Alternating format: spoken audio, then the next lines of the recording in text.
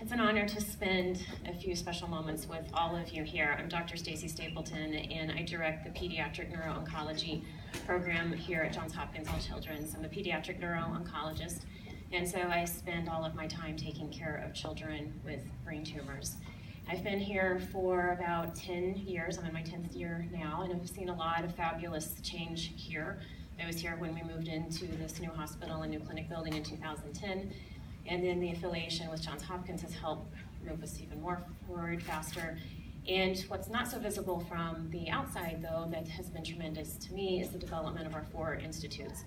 And I have my heart and feet in 2 of those. I'm technically in the Cancer Institute, and we have our new director here today, Dr. Peter Shaw, has joined us. He's directing our Cancer Institute, and we're happy to have him here with us. And then the other is the Neurosciences Institute, and we have Dr. George Jallow here, who directs the Neurosciences Institute.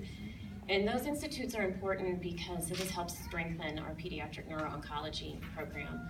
We have myself, who is a neuro-oncologist, but we also have 4 pediatric neurosurgeons, and we have a pediatric neuroradiologist, we have a pediatric neuropathologist, and we also partner with a pediatric radiation oncologist to give the care that we need to our patients.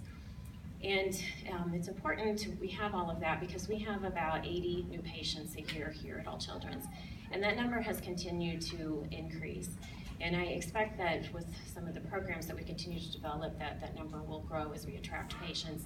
So I expect very soon we'll have approximately 100 or more pediatric brain tumor patients here a year at All Children's.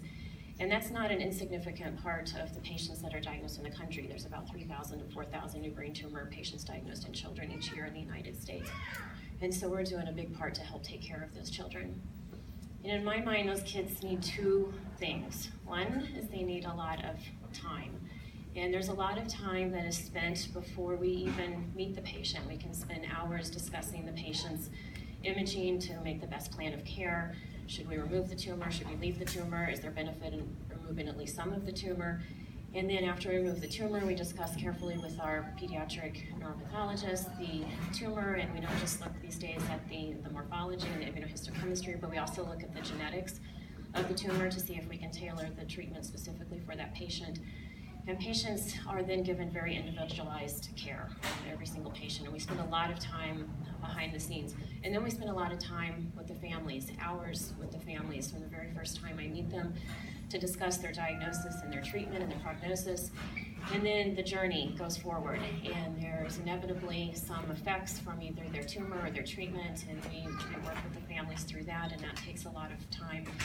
And then sometimes there's bumps in the journey, and a patient relapses, and so we spend a lot of precious time, delicate time with those families then as well. But the other thing that patients need besides all of the time is they need to be cured, which is really the most important thing. And that's where research comes in, because the cure rate right now for pediatric brain tumors is just over 50%. And it depends on the type of brain tumor, though. Some patients have a cure rate of 90% or more, and some patients have less than 10% survival. So there's a lot of work to be done in pediatric neuro-oncology. And the research we do here at All Children's is multifaceted. So we have some investigator-initiated studies that I do. I have about 10 studies open, and some of my more exciting ones, I have a phase 1 clinical trial that I recently completed, and we'll be looking at that data soon. And I have another phase 1 clinical trial that will be opening hopefully this month. And then we also are working on expanding our tissue bank. With the addition of our biorepository here, we're going to be collecting even more patient tissues. And then we also participate in consortiums, and we have some consortiums that are smaller, just 5 to 10 institutions that may be local to the Southeast, or they may be around the country. And then we participate also in the very large consortiums, the largest being over 200 hospitals around the world. So we participate in all of that, and as Dr. Allen mentioned as well, we will hopefully be in the future be participating in benchtop research as well, but at least in the meantime, we are collecting the tissue and we can collaborate with other people around the country. So research is important. So this gift is really, really twofold, because it helps us be able to hire the additional staff to expand our services, to give more time and care to the patients that need it, and then also it helps us be able to move our research forward as well, because it takes a lot of time to do research. It can take months or years even to push out a clinical trial. So I really, really thank you from the bottom of my heart. It's an honor to have Liz Scott here, and I look forward to chatting with you later. It's so nice that you flew down.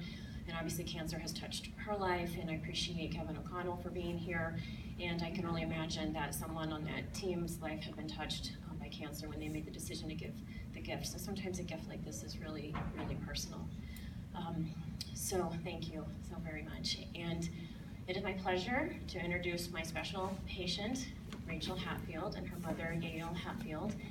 And she is really, really one of a kind. She is funny, sweet, courteous, loving, and just amazing, all wrapped into one, and I think you'll feel the same. So, yes, there you go.